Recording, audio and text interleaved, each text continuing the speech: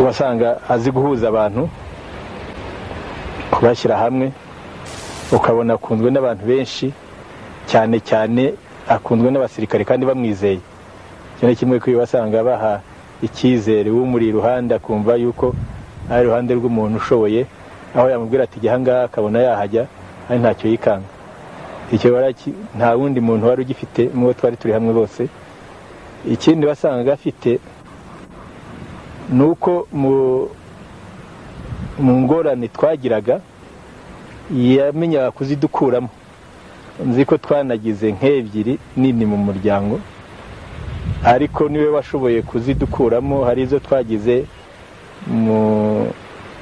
muri executive committee y'umuryango,